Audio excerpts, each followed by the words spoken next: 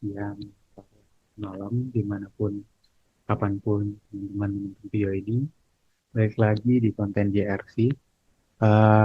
Pada video kali ini kita bakal bahas mengenai time series dan juga peramalan sederhana.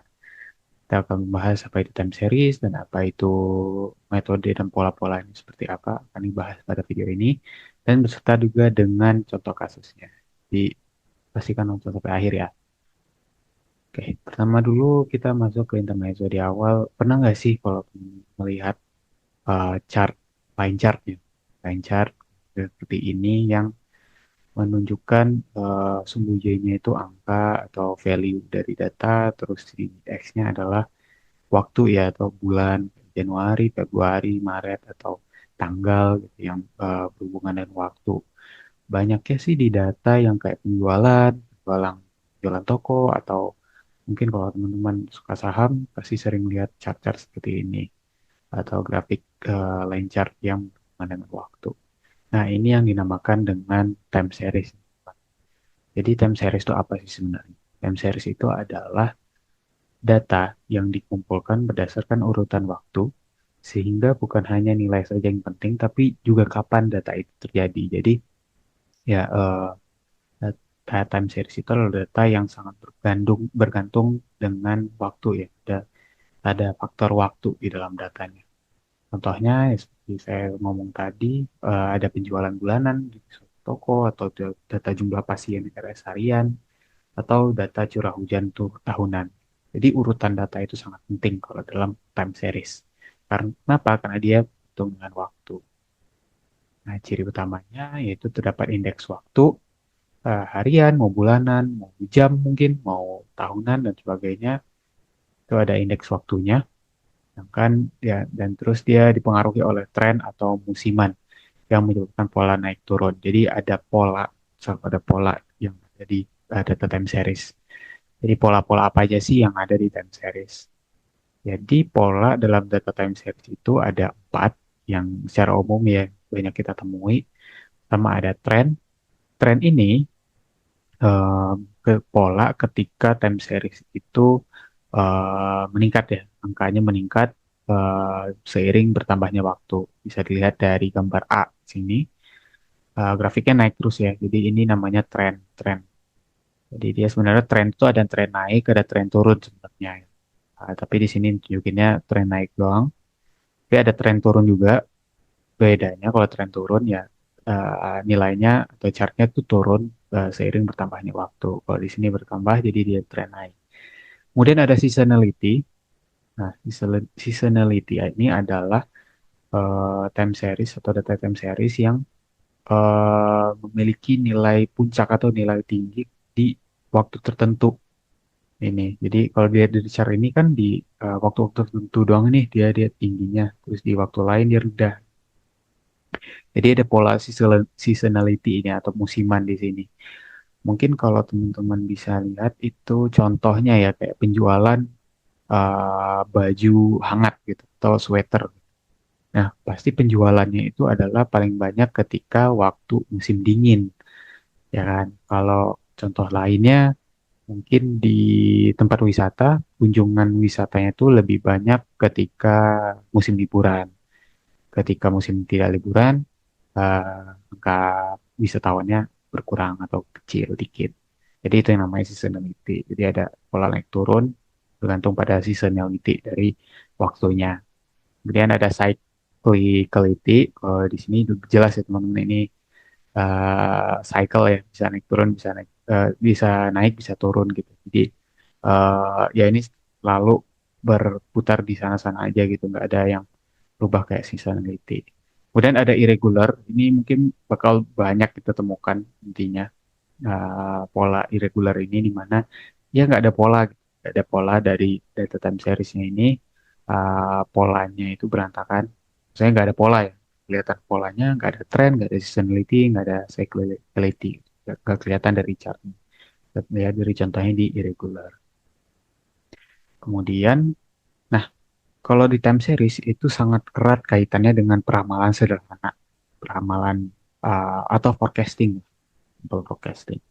Jadi kalau peramalan Jadi proses memprediksi nilai masa depan dengan memanfaatkan pola data di masa lalu. Jadi kita akan memprediksi misalnya dari chart di sini kita lihat kalau kita punya data nih dari hari ke 0 sampai hari 250 itu kita punya datanya. Nah, kita menggunakan data dari hari 0 sampai 250 itu untuk memprediksi data di hari 251 sampai 350. Nah, kita menggunakan data masa lalu untuk memprediksi data masa depan, nilai masa depan. Contohnya, teman-teman nih, kalau misalnya mau apa namanya investasi di suatu saham misalnya. Nah, teman-teman bisa melakukan forecasting untuk ramalan menggunakan data-data nilai saham di jam-jam sebelumnya atau di hari-hari sebelumnya.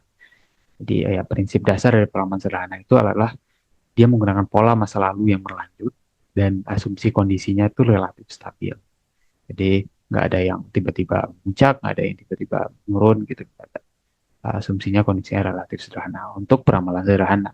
Kalau untuk peramalan lebih kompleks lagi ya itu tergantung dengan kondisi-kondisi data yang ada. Kemudian, nah kita masuk ke metode-metode yang mungkin ada di peramalan sederhana yang populer di sederhana. Kita bahasnya sederhana dulu, nggak usah yang sampai kompleks. Nanti kita bahas di video lainnya. Mungkin ada kesempatan lain. Jadi yang sederhana dulu, di sini ada namanya simple moving average. Simple moving average ini atau disebut SMA, itu dia mengambil rata-rata dari suatu periode atau window. Jadi dia mengambil rata-rata dari suatu periode. Ini kan ada moving window di sini. Nah, dia mengambil rata-rata dari window yang ada di sini. Periode dari sekian sampai sekian pada rata dan menggunakan nilai rata-rata tersebut sebagai nilai prediksi. Sederhana ya, sangat sederhana. Jadi dia mengambil misalnya 15 hari ke belakang, dia mengambil rata-rata data 15 hari ke belakang, dan kemudian menggunakan rata-rata itu untuk forecasting forecasting data ke depannya berapa. Sangat-sangat sederhana. Kemudian ada lagi yang kedua namanya metode Simple Exponential Smoothing atau SAS.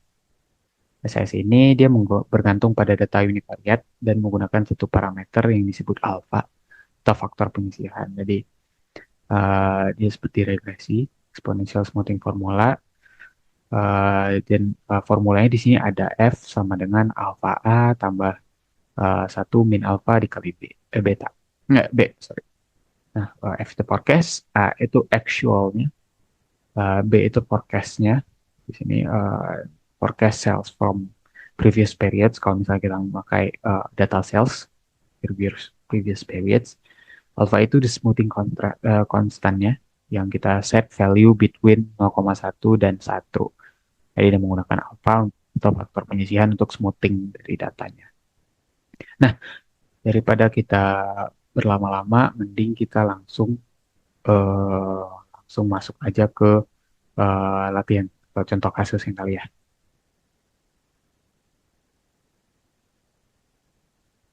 Nah, oke teman-teman, di sini aku akan menggunakan R Studio, bahasa R, uh, untuk peramalan sederhana menggunakan simple moving average dan juga SAS tadi yang udah aku bahas di PowerPoint. Nah, misalnya menggunakan RStudio, teman-teman bisa menggunakan RStudio juga atau mungkin bisa menggunakan Python juga. Python juga bisa digunakan untuk peramalan sederhana ini. Tapi aku menggunakan RStudio di sini.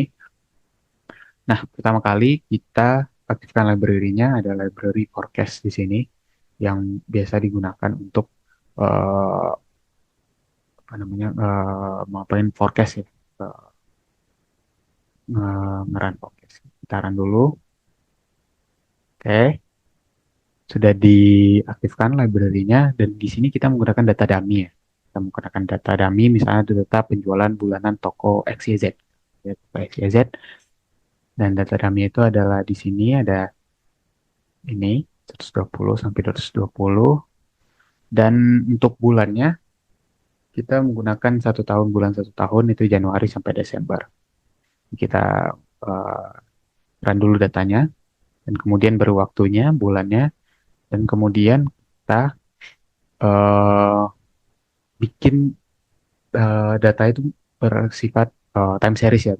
Caranya adalah dengan tinggal dites, data frekuensinya sama 15. 15 ini adalah periode waktu yang teman-teman pakai. Kalau misalnya 12 itu dia bulan, kalau 30 itu hari, dan kalau satu itu tahun. Jadi di sini aku pakainya bulan karena kita pakai Januari sampai Desember. Dan kita run aja. Oke, udah. Kemudian kita lihat dulu nih, plotting dulu dari datanya nih. Kita lihat apakah datanya udah benar apa belum, kita plotting. Oke, bisa dilihat di sini datanya. Nah, ya, kita tambah aksesnya kita tambah dengan label yang udah kita run tadi si bulan. Nah, bisa kita lihat nih di sini data penjualan bulanannya dari Januari sampai Desember dari toko XYZ itu ada pola tren ya. Pola tren di mana dia meningkat terus. Mana titik terendahnya itu di Mei, ada penurunan sedikit dari bulan sebelumnya di bulan Mei dan juga bulan Agustus. Nah, langsung aja setelah kita lihat datanya udah oke, nggak ada missing dan sebagainya, kita langsung masuk ke metode pertama yaitu Simple Moving Average atau SMA. Nah, memang kita langsung aja karena kita udah punya library si forecast tadi, kita langsung aja pakai sintaksnya atau rumusnya itu MA X. X itu adalah datanya, data time series yang kita pakai. Order, ordernya maksudnya itu periodenya ya, periodenya teman-teman. Jadi kan SMA tadi kan periode yang kita pakai untuk uh, apa namanya, untuk dijadikan rata-rata dan kita forecasting gitu ya, forecasting. Jadi maksudnya adalah kita melihat rata-rata atau menghitung rata-rata dari 3 bulan sebelumnya. Kita data terakhir kita kan Desember, jadi kita mencari rata-rata dari penjualan di Oktober, November, Desember untuk nanti penjualan di Januari itu berapa gitu. Dan begitu seterusnya di Februari itu November, Desember, Januari dan nanti Maret di Desember, Januari, Februari rata-rata. Tuh. Nah, udah kita bikin modelnya ini MA ini. Kemudian kita tinggal forecast dari MA3 forecast. Kita run dulu, run, run lagi. Kemudian prediksi.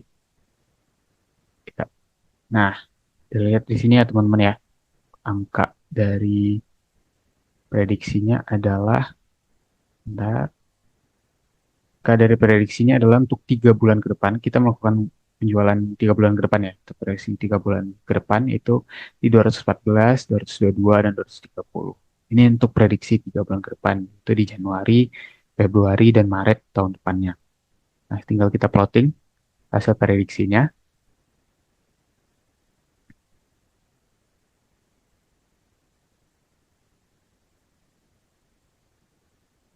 Oke, ya.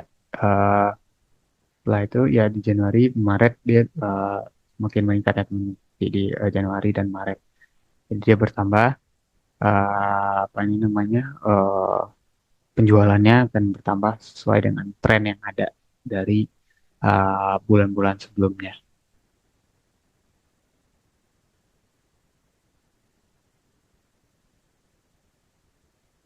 Oke, ya ditambahkan garis prediksi dulu. Nah di sini, di sini kita baru bisa lihat. Nah yang biru ini data aktualnya yang Januari sampai Desember. Nah, yang barunya adalah di Januari dan Maret. Kenapa nggak bersambung? Karena ya ini berbeda ya, beda bulan, jadi dia nggak bersambung. Dan sebenarnya dia kan data prediksi dan data aktual dan tidak tidak bisa digabungkan karena dia berbeda secara harfiah. Jadi dia meningkat selama 3 bulan ke depannya diprediksi bakal meningkat terus di Januari sampai Maret ke tahun depannya. Nah, itu untuk SMA ya, Simple Moving Average. Kemudian kita coba lagi di Simple Exponential Smoothing atau SES. Nah, sama kalau SES dia pakai SES, sintaksnya SES. Sedangkan kalau MA tadi kalau SMA tadi MA ya. Kalau ini SES. Nah, di sini sama SES, kita masukkan data, kemudian haknya periode ke belakang juga berapa. kita prediksi sama seperti SMA tadi. Oke, dan oke dapat bahwa, nah di sini kita dapat kalau angkanya itu sama ya, nggak meningkat di 3 bulan ke depannya. Kita lihat dulu secara dari plot biar kelihatan lebih jelas. Oke, jadi kalau di SES angkanya itu diprediksinya akan tetap sama ya teman-teman. Januari sampai Maret itu akan sama dengan Desember. Jadi jadi nggak ada peningkatan seperti SMA pada eh, pada metode SMA gitu. Ya, paling itu aja sih kalau untuk peramalan sederhana. Kita menggunakan metode SMA dan juga SES untuk forecastingnya. Eh, ya, sekian dulu dari video kali ini.